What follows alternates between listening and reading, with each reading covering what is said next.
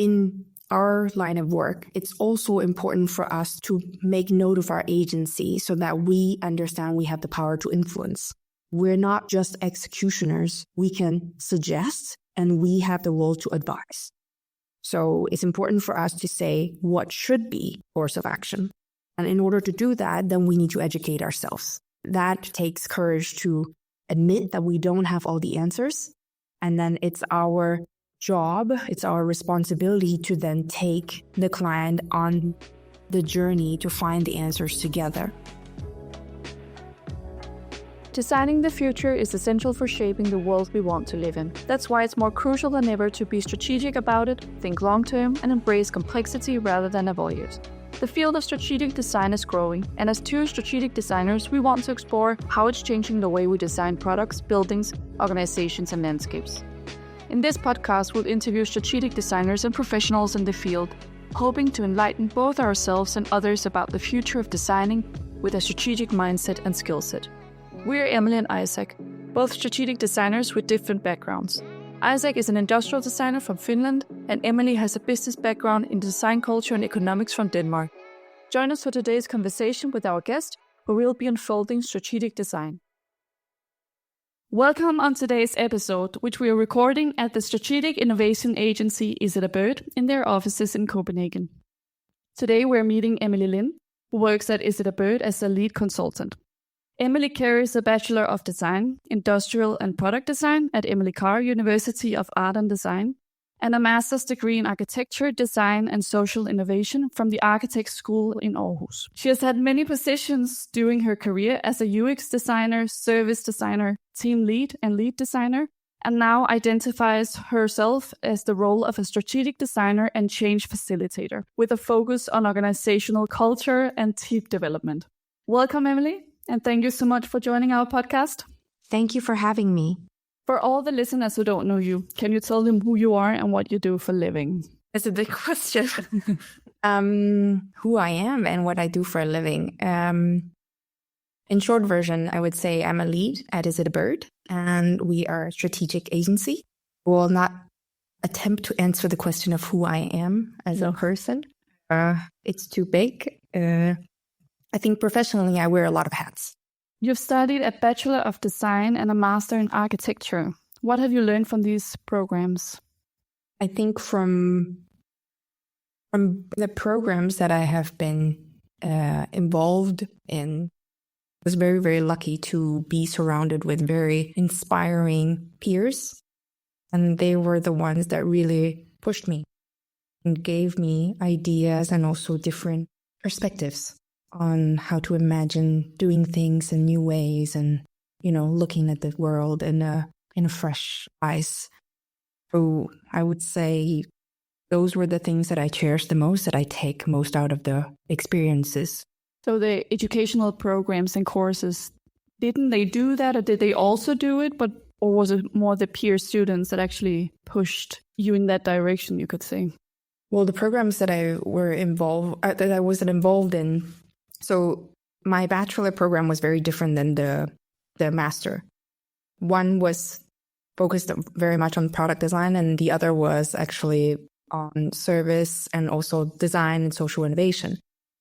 And also there was a huge gap in terms of time frame. So the design industry actually transformed quite a lot and evolved in those periods. So the focus has really shifted. When I was focusing on doing my bachelor's in Emily Carr, there was a lot of emphasis on how do you design products, and it was just becoming just peeking through the idea of designing product experiences. But then actually fast forward, when I did the master, it was then becoming more apparent that it's not just about that, but also about how do you understand the underlying needs and also tapping into social transformation using design. So it was a very, very different landscape, very different approach, you could say. Was it also a different scale? Absolutely. I think the focus is very different because I think in the beginning it was very much on tangible item, so to say. And I think that medium is necessary, especially in the design industry, but at the same time, it shouldn't be the limiting means that we focus on when we think about design.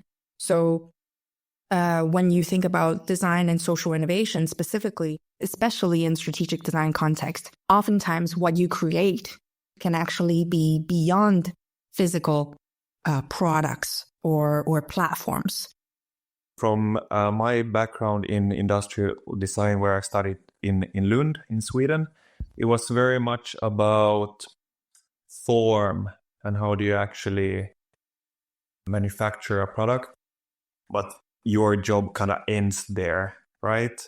But a product, how you manufacture it, how you use it, and also how you discard it, will have an enormous impact on like the bigger scale, right? So for me, at least, transitioning only from looking at the physical product to more into systems was quite a big jump.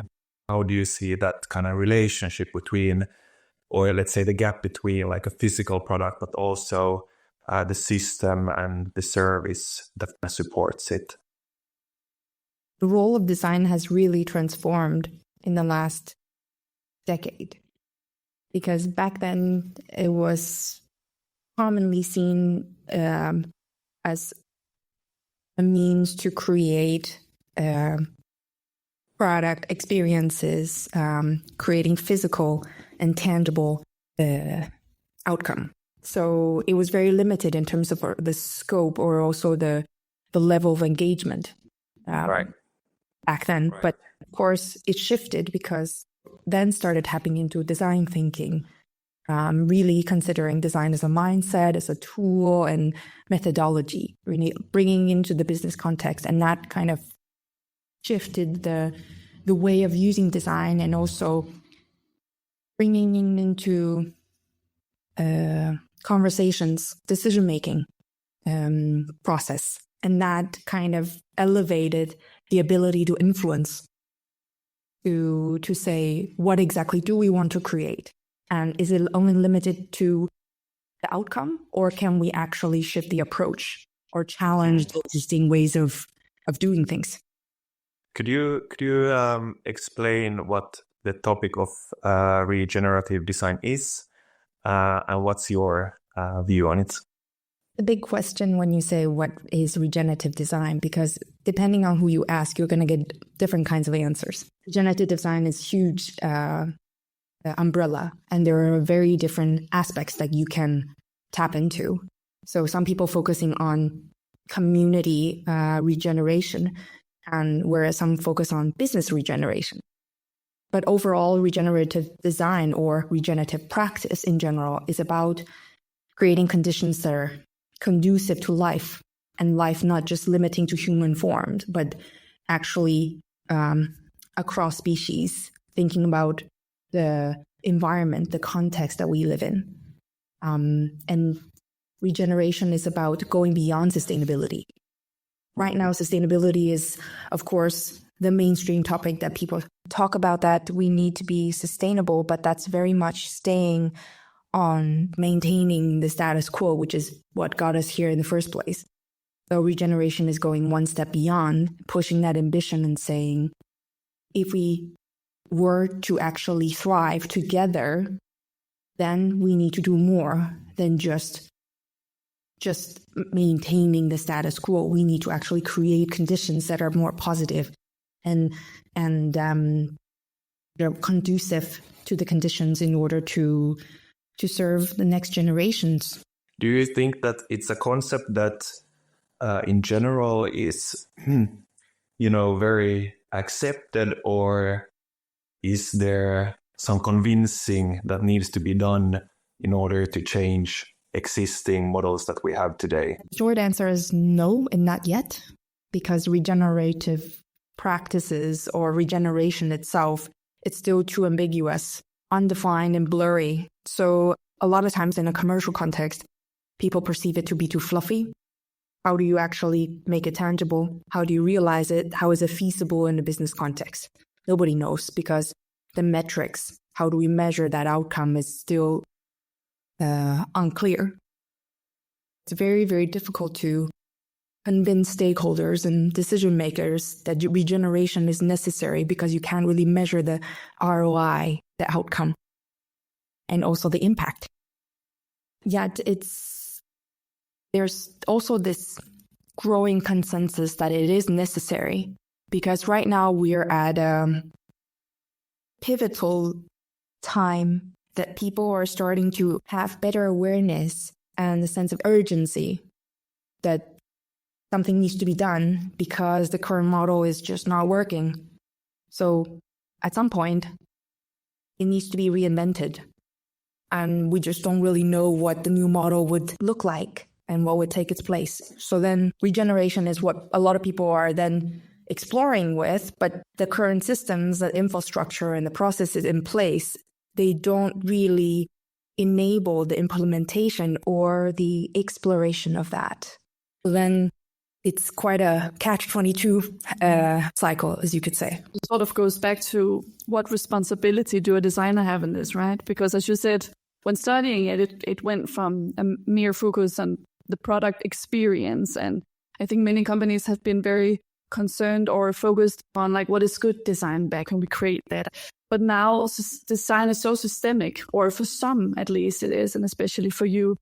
So if we go back a bit, how was that transition for you from studying design to practicing it? It was very different in theory than in practice. And I'm sure this is very relatable for many people that are in the same line of work, because if you're fresh out of school, if you're starting your career, maybe you have an idea of what kind of development plan or how you want to shape your path, as we all did. But then reality often changes and it challenges your assumption, because once you get out and then you try things, you realize that that's not how it works. So for me, the path was not straightforward, as I believe that it was a bit wiggly and very much going around and trying different paths. And I think there was a period that I was actually wondering if that was valid. It's quite common for maybe designers particularly to be very critical about how exactly they progress and develop as professionals, because we tend to be quite a self-critical bunch. Yet now at this point of my practice, I feel that it was actually necessary, because to do strategic work, to actually tapping into transformation of any form, you do need perspectives, you need stimuli and inputs from very, very different sources. I believe somehow they were all contributing to the way that it has shaped my understanding of design's role and also my place in what it can be in the industry or just in general. How much influence we have as designers, especially also looking a bit into the future. Do you think that the designer's role will get more and more important, or are we just adding more people to the kitchen? I find it a bit difficult to answer, because at least in the last couple of years, I find myself to define my own role as designer less and less as it's changing. So it's not the same as, the sense of pride back then, to feel like you're in design. And this is very much a very distinctive practice, because the way things are now, design as a discipline is evolving. So there are different directions and different ways of defining what exactly it is that we do. And I don't know if this is actually provocative, or if others also feel similar, that for me, design is very much a discipline that will maybe morph into other lines of work. It's so much embedded. If you think about design thinking itself, back then it used to be there was a gold rush in 2012 about embedding design thinking in consultancy and also businesses. But now it's not the same because it's considered to be the bottom line already. So it's not only designers that are doing that, it's expected and it's considered to be the baseline. So if that's the case, what do designers actually contribute with? And how are we different than other professionals? I think the other point of this is also when we pride ourselves as designers, as this particular bunch, it also kind of sets the tone of us versus them. And a lot of times it creates this invisible gap and this presumption that designers don't really need the business understanding or the knowledge of how things work in the commercial context, which is actually serving us poorly because we are not able to then implement or create real value and contribute in that context. So in that sense, I think it's ironic that designers want to contribute, but at the same time, priding ourselves into this particular tribe is also preventing us from really integrating and maximizing what we can do. But is that where strategic design come into the picture in a sense? Because when looking at your, for instance, LinkedIn, you identify yourself as a strategic designer, as a change maker, and also you are in the professional position as a lead consultant. So that's also 3 different titles and directions. But the strategic designer, is that the combination then of the embeddedness in business, but also the embeddedness in design? I would say that's my attempt to try to articulate it, because LinkedIn is very much a vacuum. And it was very difficult for me to coin exactly what I would call myself. And this is a common shared sense that a lot of people with design background would feel, because maybe over the course of their own career development, their focus and their area of expertise has evolved. So maybe you started out focusing on product design, but at some point you have shifted. Maybe it's focusing on research or product experience. So there's a lot of terms that we're throwing around. Then maybe that's why I really don't like I really don't like introduce myself with a headline, because that kind of reduces us to doing that one thing and just assuming that's all what we're focusing on. Now, when you're working at Is It a Bird, how is the agency structured? Do you also have a mix of different backgrounds within Is It a Bird? And how does that collaboration work, just like internally? For us at Is It a Bird, it's definitely not just working with a bunch of designers in a group. And I believe that would be similar in other agency environment as well, because in order to work on strategic challenges, you really need that multitude of perspective and also expertise in place. So oftentimes it's a blend. It's a blend of people with different expertise. It could be some with design backgrounds or design focus, so to say, collaborating with people that are focusing on insights, really understanding what are the underlying values that we're tapping into, what are the challenges that we're trying to solve. And then also the strategy, maybe some with the strategic lens to understand what are the big questions, what is the big thing that we're trying to address. So you need the trio together in order to have that blend of synergy. I also understand that it depends on the client and the context and the problem that they're trying to solve. But how do you usually go about when you open a new project and a new client? How much do you research and dig into the current business structure, but also like the context that they're sitting in? And how much do you then actually sit and create proposals for them? Could you maybe speak a little bit about the process when you're working with a new client? When we're working with a new partner, very important for us to really understand the underlying value that we're tapping into. For Is It a Bird, we have this triangle perspective. It's the balance between insights, strategy, and design. We want to kind of uphold that synergy. So strategic design is not about creating beautiful decks. It's not about making polished, beautiful presentation that will look great and give you some claps and then be completely irrelevant in 6 months. So it's really necessary for us to then understand who exactly are we serving, what kind of impact are we then creating, and do we want to create. So in order to do that, then valid research and insights is necessary for us to have those answers, to have that backing. So when working with a new client, then we need to understand their motivations.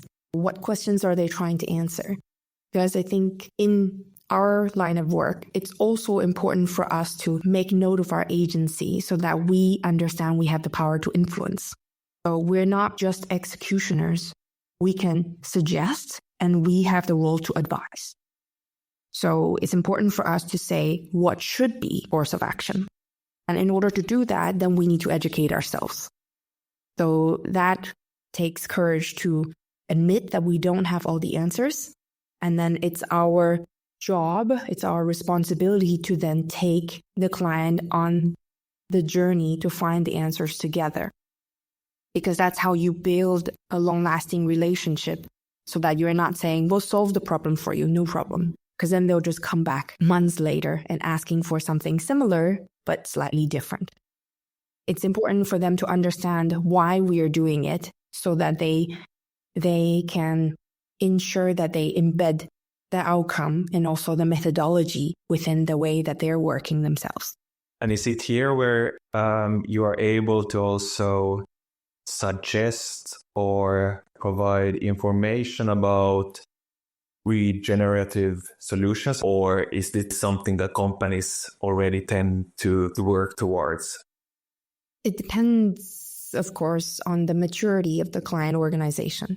When we're collaborating with a partner, then what we try to do is to share from our perspective, our experience in the industry, what is important for us to take in consideration. So, as you mentioned, regenerative design, very much an important aspect to consider and to bring in strategic design decision-making. And if that's the case, how does it concern them? How do we make it relevant? So we need to bring in that to the conversation so that they have that perspective in mind. And then depending on the maturity of the client, they might not have the knowledge or the common understanding across their teams. So then we can say, we can support you. It's okay that we're not there yet together, but how can we actually help you? What does your team need? And identify it for them. And then it's up to them to decide whether they want our help or not. It's the most challenging aspect about what you do. Talk about it maybe in the context of change, of companies coming here, and maybe you have to direct them in another direction than they initially thought of, or you have to work with specific targets. How do you incorporate that, and what is challenging about servicing the companies in that way? I believe that it can be challenging when you're trying to balance between what you want as an ambition versus what is realistic to implement.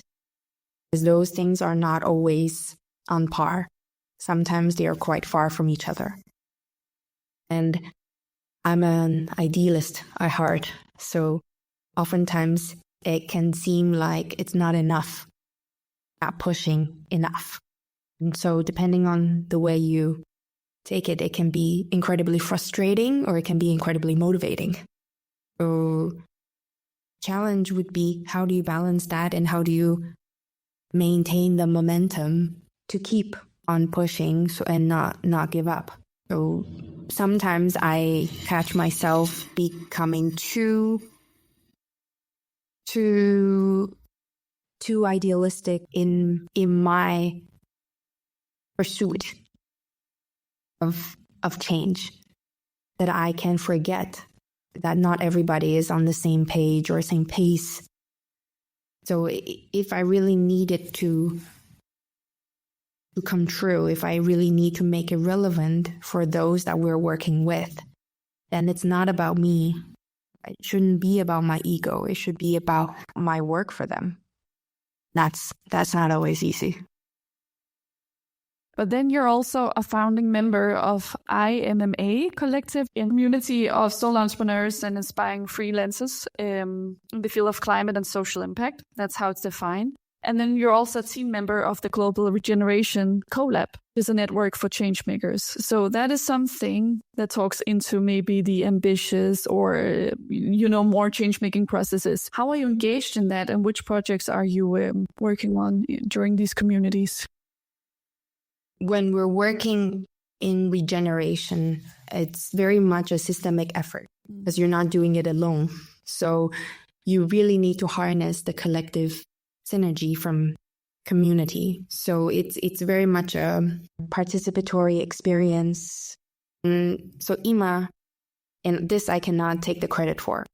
I'm part of the founding board, the members that started IMA, but the person that have definitely kicked this off and invested so much energy is Lily Graf. So she's also a fellow strategic consultant. And IMA is very much a community so that it can create the space and the support network for those that want to create change, that are working on social impact, that are working on regeneration or climate-related challenges. And sometimes, in order to do that, the existing systems don't really have the space or don't really have the resources to support the individuals that are doing it when they're not part of the I would say, more corporate enterprise setting. So I think the IMA's focus is to actually create that space and that support so that you can actually exchange experiences, shared resources, and also build each other's capability of handling and tackling that type of work. Right now, there's this big trend of people really wanting to work on regenerative projects. That challenge is that not so easy to land projects with clients. So how do you support those that really want to work in that line of work, but then they can't support themselves financially because they simply don't have the means?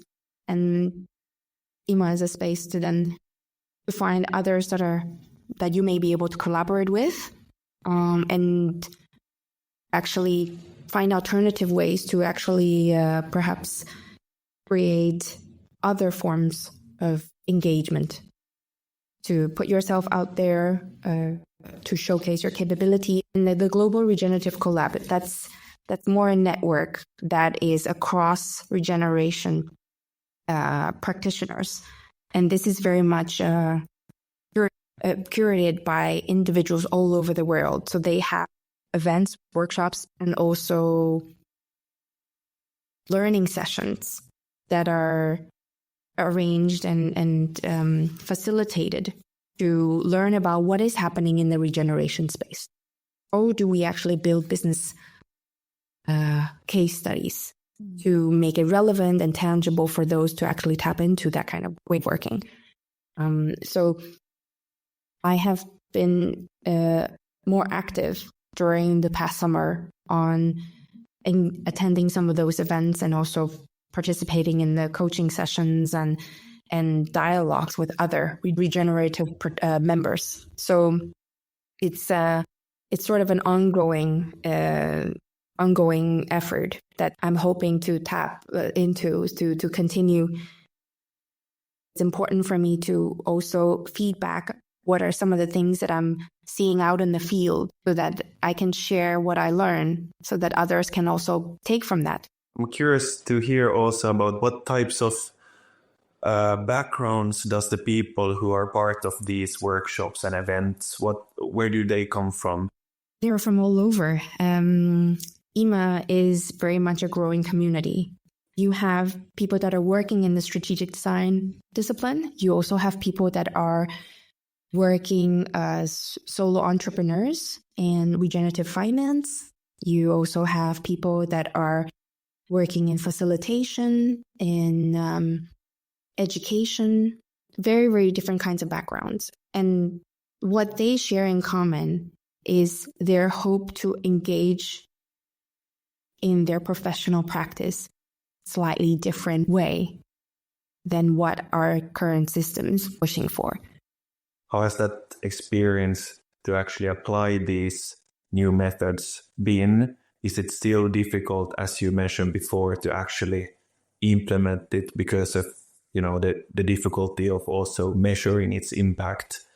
Or has there been some success to also push forward this new model?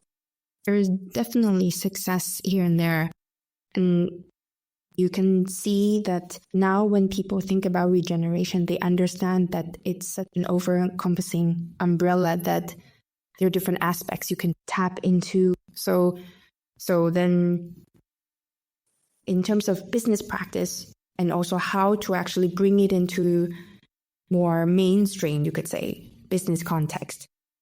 You have Regenerators, very well-known program by Laura Storm in Denmark, and you have other similar educational masterclass and also training that can support people with a similar methodology in order to help them embed same type of ways of working in their own organization. So there's definitely change in seeing the value of that. And people are really trying hard on how do we actually decode it so that we can incorporate it into our own companies. We're trying that, yes. Any good examples of business cases where they have incorporated these principles or practices into their business model? Regeneration is still an ambition in a business context. A lot of them is focusing still on circularity. And we have some, you can see that some examples of regeneration, but more as what we would like to do.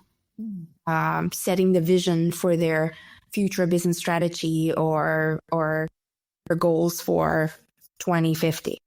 In terms of implementation, I would say most of them are in incubation or in more controlled spaces in order to distribute it, sort of. Yeah. Do you see some sort of entry point for this new way of thinking? Will it start within product design, where you see regenerative principles, or, as you say, on the strategic level, on the vision 20 years ahead? Now there's a lot of focus on futures and future literacy. That itself creates a lot of opportunity for us to then engage with organizations and say, this is the chance of you perhaps defining the vision that you want or vision that should take place. And a lot of businesses are trying to understand their place in the world. While they're doing that, they are also shaping perhaps their direction, the role they want to take. And I think the crack that you're speaking of can maybe be how they set their vision, where they see themselves working backwards, and what kind of legacy they want to leave behind. So starting from there and then working, how do we get there? What kind of building blocks do we need?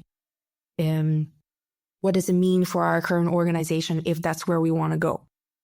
If they want to do that, tapping into regeneration, and they need to know the destination, or at least have an idea, and then they work backwards. I'm also thinking about these other models or terms like degrowth, which I guess that's a different model and approach, or are they overlapping somehow? Do you think that there might be some confusion between these new concepts? Would definitely to start by saying that I'm not an expert in any of these. There are perhaps so many other individuals that are much more knowledgeable than myself to comment on this, to share what I think on new business models or new business practice. What they share, these methodology or these focus, what they share is the understanding that existing models are not working for us. So to me, the argument between which one is the best or what are the parallels or the overlapping is less important than understanding that what exactly do we want to change. You see that there's the talk about degrowth or circularity or sustainable growth, all these things, they're kind of landing on different levels of ambitions when it comes to sustainability and regeneration. And they're all acknowledging that something needs to be done and all trying to formulate what could be a new end. And is tricky because people kind of get locked into the semantics and thinking about what exactly are we doing here. But that itself is less important than we need to challenge the existing practice, which is very difficult because so many of us are embedded in it. So it's an effort that kind of are to chipping away at this massive block. You just have to go at it, but then it may seem that your effort is minuscule.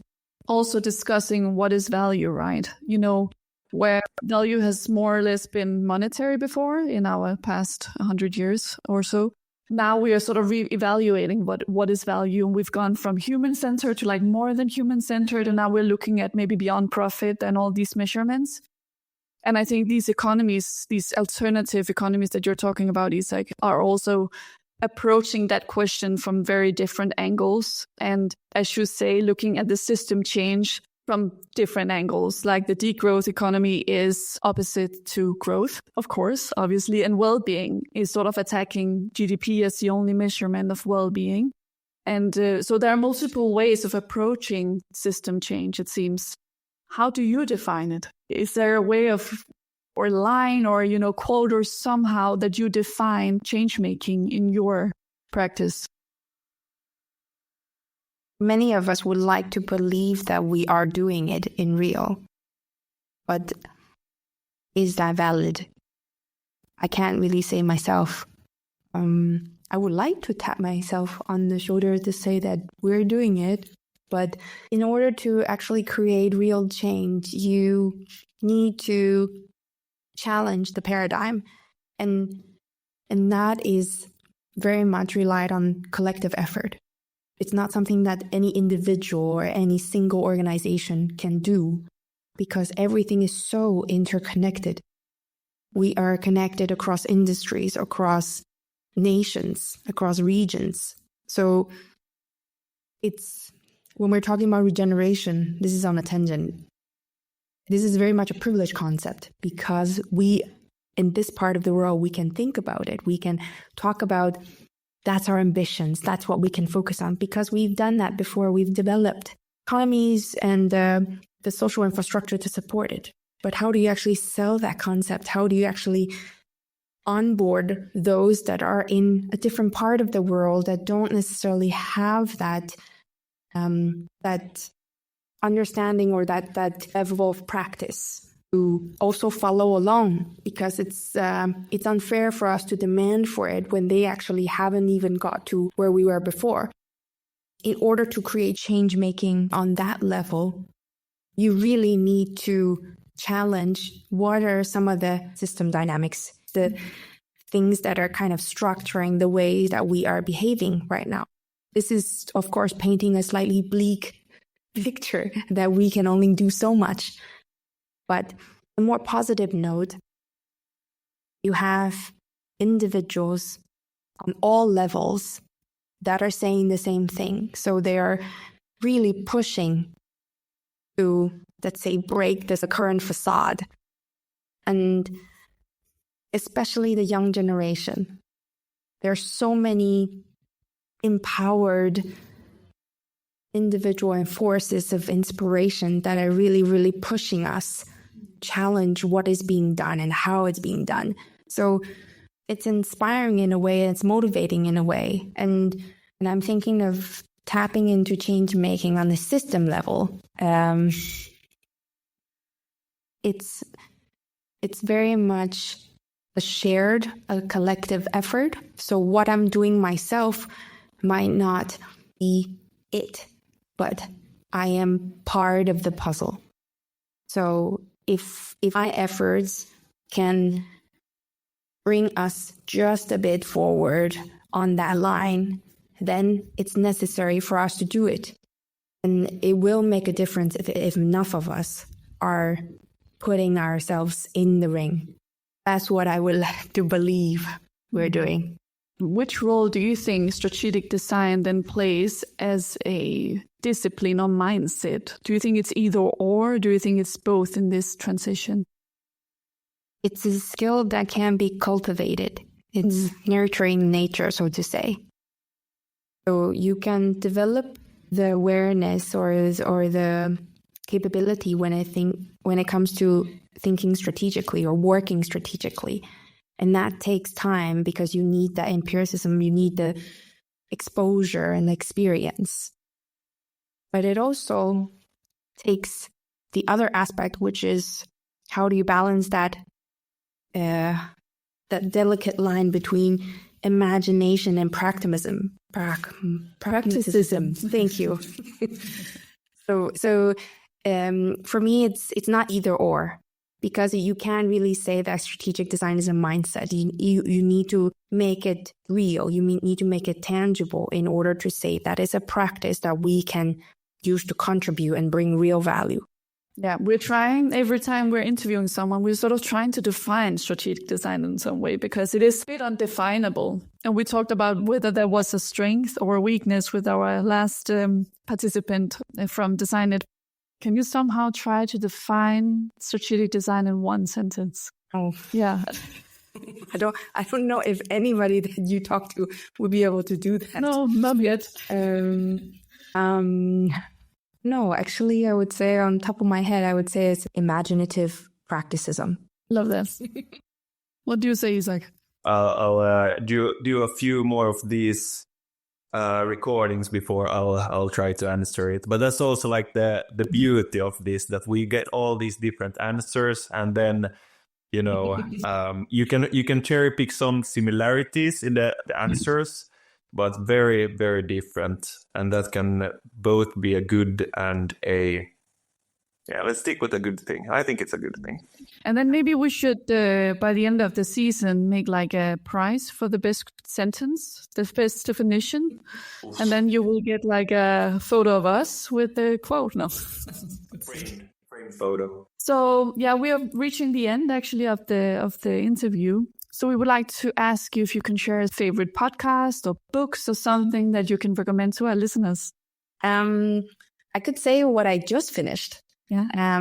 Nothing about design, actually. It's a book called Mattresses by Lucy Jones.